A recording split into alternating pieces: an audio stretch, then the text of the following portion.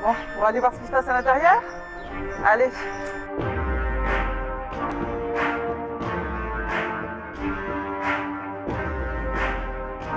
Bon, en tout cas, je suis bien contente que tu sois venue sur Gurgi. Oui. Tu vas pouvoir du coup nous montrer un petit peu quand même en avant-première ce que tu aurais dû, parce que les Gurgissois auraient dû pouvoir voir en venant ici. Alors du coup, Laurent, bon déjà, t'es pas venu tout seul. Non, j'ai accompagné ma femme, Florence. Et on a aussi la chance d'avoir Monsieur le maire qui est là également. On a voulu quand même permettre aux Gurgissois de te découvrir un petit peu davantage, de savoir de connaître tes peintures, savoir un petit peu comment tu procèdes. Et donc j'ai plein de questions à te poser. Mais je t'en prie. Alors déjà, si on parle un peu de toi, est-ce que tu peux nous faire un petit peu un résumé de ta famille, de ton papa était un homme quand même mondialement connu. Oui, bien sûr. Donc mon père, Marcel Neveu, était peintre. Il a fait les Beaux-Arts très jeune au Havre, il était du Havre. Il est ensuite venu à Paris à 17 ans. Il a fait les Beaux-Arts de Paris quelques années. Ensuite, il est parti en Algérie pendant quelques années aussi. Et au retour, il a rencontré ma mère, donc, qui était céramiste déjà. Ensuite, mon premier frère est arrivé en 61, Pascal, qui est devenu peintre, qui a gagné le premier prix Van Gogh. Il est décédé malheureusement à moins de 30 ans. Et mon deuxième frère Dominique, lui, était plus doué pour la musique. Et donc voilà, donc, je suis vraiment né dans une famille d'artistes. Une grande famille d'artistes. Ouais. Et donc il était normal que tu y trouves ta place aussi. Oui, moi j'ai toujours pratiqué la céramique, la gravure, initié très jeune par mon père, le dessin. Voilà. Et donc j'ai pas pratiqué pendant quelques années parce que j'ai rencontré ma femme, on s'est mariés, on a eu une vie bien remplie. Oui, tout à fait. Et donc voilà, donc quand on s'est posé, je me suis trouvé, enfin, je me suis mis à la création, donc j'avais évidemment un bagage intéressant et important parce que je me rends compte que pour moi c'est facile. D'accord. Et donc du coup, quand tu dis que tu t'es trouvé, c'était il y a combien de temps? Quand vraiment tu t'es mis à la création? En 2014. Oui, donc récemment finalement. J'ai vraiment eu un besoin fondamental de créer, de produire et de peindre surtout, ce qui était étonnant parce que c'était une des rares pratiques que j'ai pas fait vraiment avec mon père. Il m'a toujours proposé, il m'a toujours essayé de m'inciter, mais c'était pas une discipline qui me créait des sensations agréables forcément, enfin c'était pas sans plus, donc voilà. Et un jour tu as eu le déclic. Puis un jour j'ai eu le déclic comme ça, ouais. Je suis toujours un peu étonné moi-même d'ailleurs. D'accord. Et donc du coup, si on regarde tes peintures, elles sont très colorées. Est-ce que quand tu décides à faire une peinture, tu as déjà une idée de ce que tu veux faire ou tu te laisses complètement aller et tu découvres toi-même finalement ce que tu veux? Ouais, complètement, ouais, c'est ça. Moi, c'est toujours la surprise permanente parce qu'en fait, non, moi je suis complètement hypnotisé par la couleur et donc je travaille d'abord la couleur. J'ai pas d'idée à la base, voilà, c'est complètement instinctif. Je fais pas de dessin préparatoire, je fais pas de croquis, je fais rien de tout ça. Et c'est tout naturellement pour moi que je pose des couleurs et puis qu'ensuite il y a des formes qui arrivent. À l'instinct. À l'instant, voilà.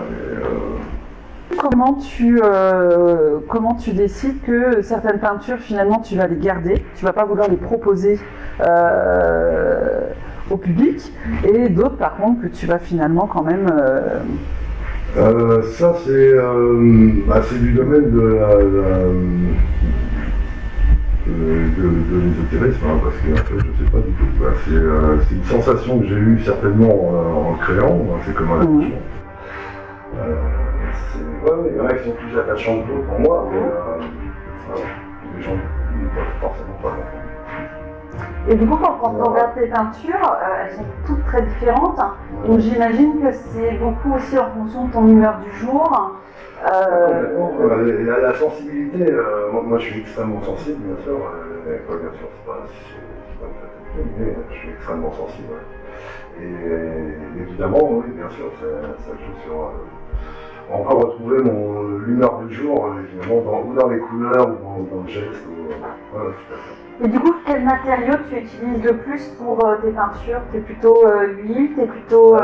Oui, peinture à l'huile, et puis pour faire, avec le côté économique, mais aussi surtout le choix des pigments, j'achète les pigments directement dans une couleur. Il ne reste qu'un endroit en France où ça se fait, c'est dans les Ardennes. Et donc là, je trouve tous les pigments en poudre. Donc c'est beaucoup moins cher à l'achat que les tubes de l'huile, parce que c'est pas cher. Et donc voilà, j'achète de là, clarifié, je clarifie moi-même, je laisse 6 mois de soleil. D'accord. Ah oui, donc il y a quand même énormément de préparation aussi en amont. Oui. Mais quand on est organisé, c'est toujours en avance, mais oui, non, par souci économique. Oui, toujours. Oui. Et donc du coup, madame, elle aide aussi à la tâche. Oui, beaucoup.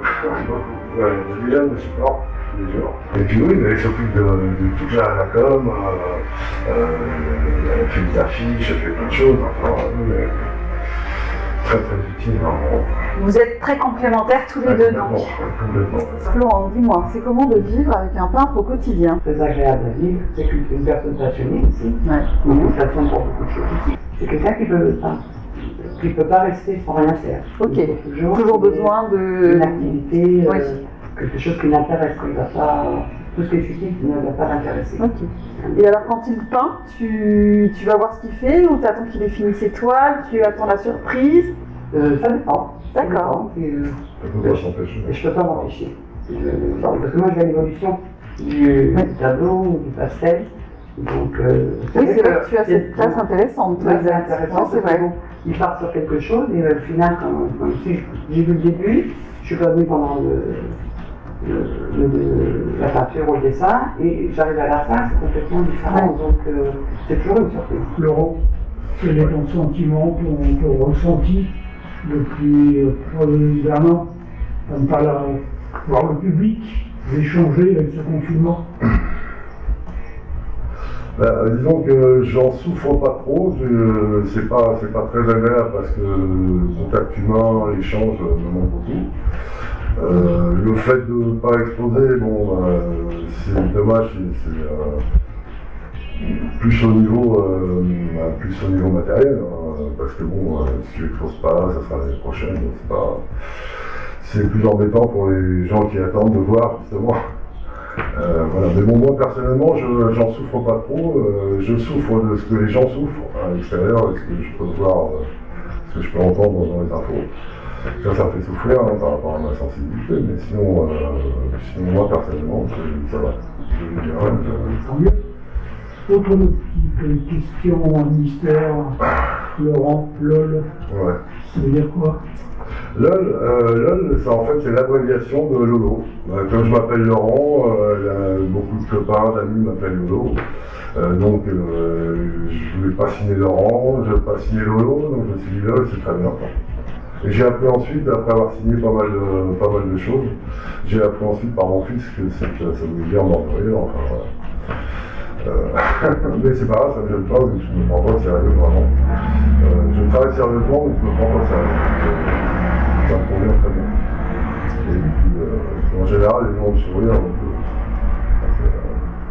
Donc finalement, Georgie, 2020, 2021, 2022, ça va être la bonne année.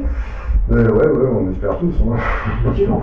Écoute Jean-Luc, moi ce que j'aurais voulu c'était remercier la commune de Gurgy, et toi en particulier, les Gurgissois de m'accueillir et de faire ton effort pour maintenir justement l'art, pour le soutenir et dans cette période c'est vraiment une très bonne initiative, aussi bien pour les Calicots que ce film, tout ça c'est vraiment...